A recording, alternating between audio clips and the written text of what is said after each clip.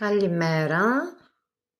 Σήμερα είναι η γιορτή των Αγίων Νικολάου, Ειρήνης και του Αγίου Ραφαήλ.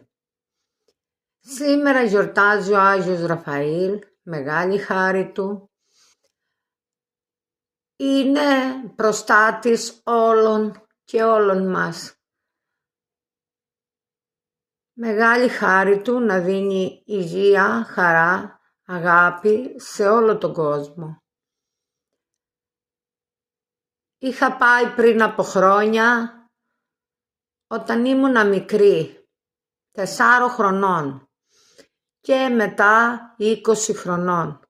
Μακάρι να μ' αξιώσει ο Θεός να ξαναπάω, να δω τα Άγια και Πάτρια εδάφη, γιατί έχω κι εγώ καταγωγή από εκεί κοντά και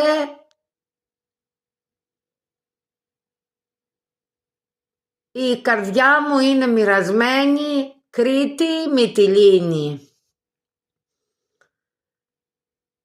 Μεγάλη χάρη του να προστατεύει όλους μας. Είναι οι πρώτοι Άγιοι που γιορτάζουν μετά από το Άγιο Πάσχα. Να δίνει φώτιση, υγεία, χαρά, αγάπη σε όλους μας. Καλή σας μέρα.